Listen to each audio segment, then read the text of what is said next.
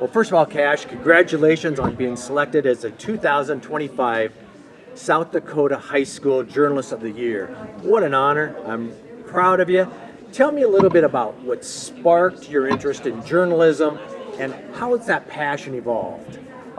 Since I was a kid, I've always been more creative, and I've always had this like fond of English, and especially within that news range. I liked getting what was out there to the people. So when I got the opportunity in high school to take a course on it, I jumped right to it, and ever since then I've been open to a lot of different things: videography, photography, infographics, all that stuff, and it's just been a wonder for me in general, and I couldn't have it any other way. So That's great.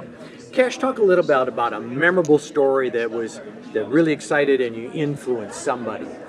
I think one of the most memorable stories I ever written was our story on our history of the Sturgis mascot. Okay. When we ended up taking that to state journalism in, I believe, 2022, 2023, I ended up getting a superior and plaque, like many others, and it was the first time our school had overall won superior award and, as a state, the most awards. This article, I got a lot of feedback on it and how Great. it was a lot of interest to students. So Cool. Cash, talk a little bit about the challenge you face as a student in journalism. How do you overcome those challenges? definitely one of the things I stress with in journalism is time management for sure. Yeah.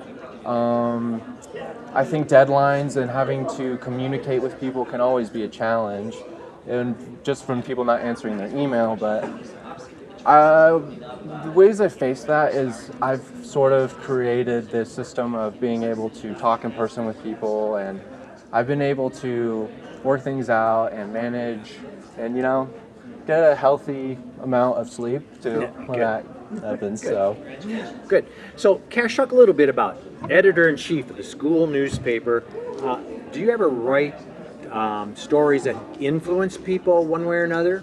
As a chief and editor of not only our newspaper but magazine as well, it's been a challenge this year with Teresa Frelick's recent retirement.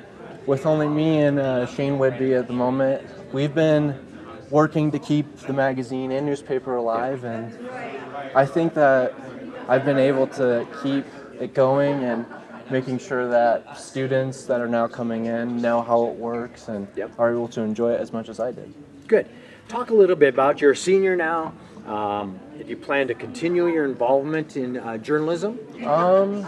I plan to attend USD and get my major in education, English education, and I also plan to get a minors in journalism, and then once I'm done with that, I hope to teach somewhere and not only teach journalism, media, and design, and as well as English. So I just hope to continue to inspire students as that did for me. Yep. So. Good.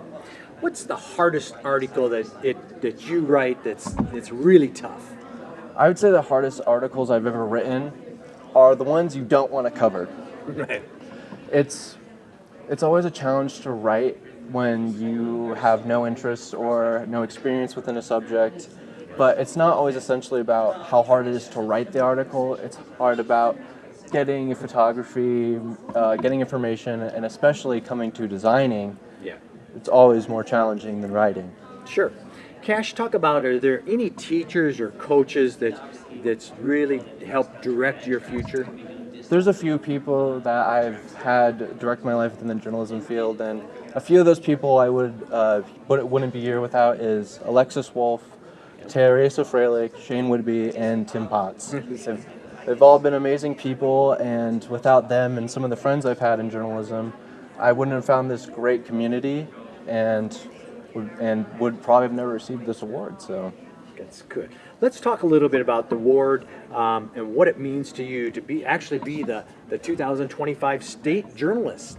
Well, at first I was really surprised they picked me, but I mean, when I was notified about winning this award, I was very heartwarmed. I felt like my hard work was finally getting somewhere. Yep. I've always felt like I've given 110% effort, but it just was never really seen. So for the past 4 years, and being the butt of every joke sometimes, I think that where I am now is honorable, and I feel very proud of myself, and many teachers are proud of me as well, and I'm just very moved by this, and I hope to continue to inspire as they did for me. So I called South Dakota State University that actually is involved in issuing the award, and they said you're the first one from Sturgis to ever receive the award. So congratulations, best of luck at your career in journalism, and good luck at USD. you as well. Thank you. Thank you.